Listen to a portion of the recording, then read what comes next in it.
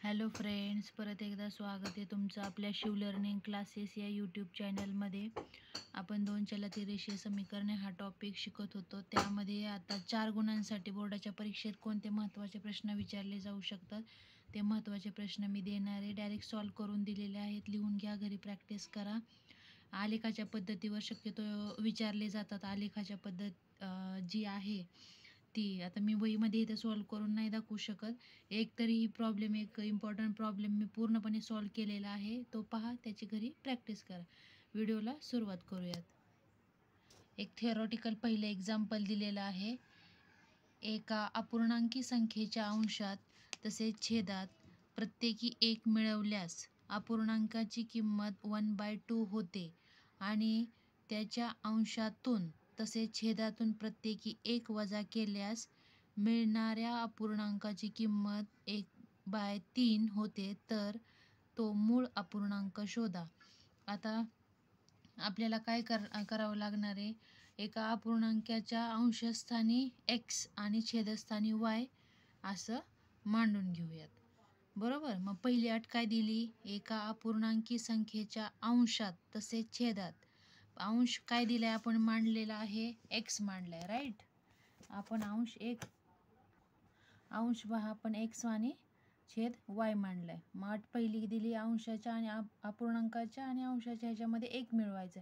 अंश x आहे, छेद y आहे, त्यामध्ये 1 मिळवला तर त्यांची मिळवल्यास काय येते, त्यांची किंमत 1/2. बरोबर. पहिल्या अटीनुसार हे आपण इक्वेशन क्रिएट केलं. मग त्यानंतर ते इक्वेशन सॉल्व करा.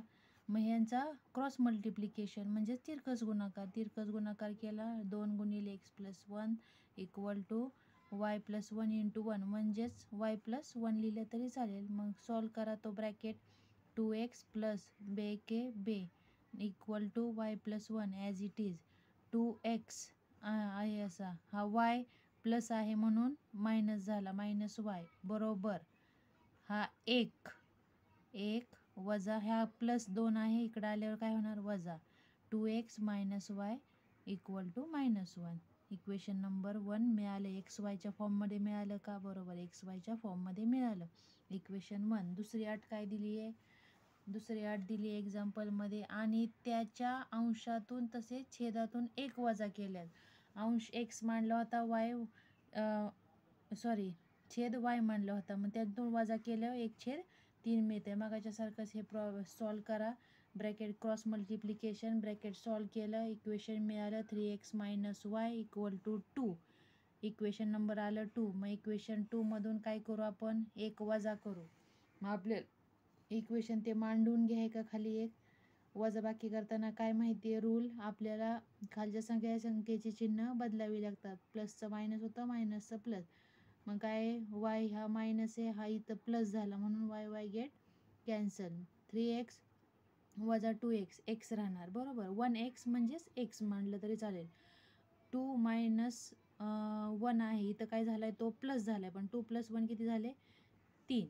बरोबर. एक्सची व्हॅल्यू मिळाली 3. आता हीच व्हॅल्यू इक्वेशन 1 मध्ये किंवा 2 मध्ये पुट करा आणि ती व्हॅल्यू मिळेल आपल्याला वायची किंमत. पहा, x = 3. मी काय समीकरण 1 मध्ये टाकलं, समीकरण 1 मांडून घ्या, व्हॅल्यू पुट करा, इक्वेशन ते सॉल्व करा आणि त्याच्यानंतर बघा -y = -7 आलं. मायनस आले, त्यानंतर आपण काय केलं, y बरोबर 7 घेतलं. मग ते मूळ अपूर्णांक किती येतोय, 3/6. एक आपण तसंच सेकंड एक्झाम्पल पाहूयात. सेकंड एक्झाम्पल ग्राफवरती आहे, त्या आलेखाच्या पद्धतीने कसं एक्झाम्पल सोडवायचं मी पूर्णपणे सॉल्व केलेलं आहे, ते तुम्ही नीट बघून घ्या, घरी प्रॅक्टिस करा आलेखाच्या पद्धतीची. मी डिटेलमध्ये इथं खूप मोठा व्हिडिओ होईल, डिटेलमध्ये सांगत बसले पूर्ण, तर सॉल्व करा. सॉल्व करून दिलेलं आहे, कारण ह्या वहीमध्ये परत ग्राफ काढत बसणं आणि ते पॉसिबल होत नाही, सांगणं, शिकवणं ग्राफ. त्यामुळे मी एक इम्पॉर्टंट जो क्वेश्चन आहे तोच फक्त सॉल्व करून दिलेला आहे. बाकी आणखी तुम्हाला कोणते इम्पॉर्टंट मागच्या वर्षीच्या प्रश्नपत्रिका बघा, त्यामध्ये जे इम्पॉर्टंट प्रश्न असतील ते काढा आणि त्याची घरी प्रॅक्टिस करा. एक सॉल्व केले एक्झाम्पल दाखवते, पहा आणि बघा. हा प्रश्न दिलाय, आलेख पद्धतीने पुढील एक सामायिक समीकरण सोडवा. x + y = 4 3x - 2 = 7. जुलै 2022मध्ये हा प्रश्न विचारला होता.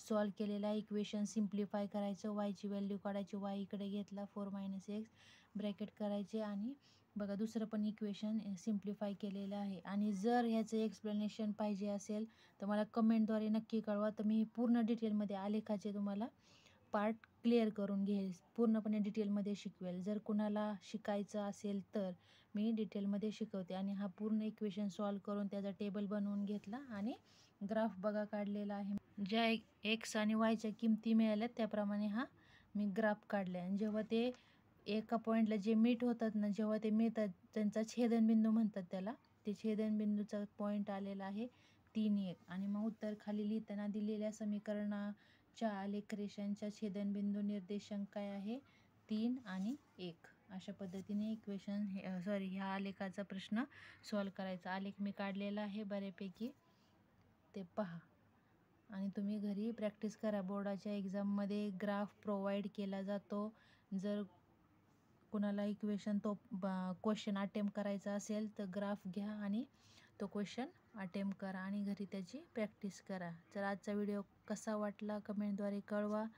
आवडल्यास लाईक, शेअर आणि आपल्या चॅनलला सबस्क्राईब करून ठेवा.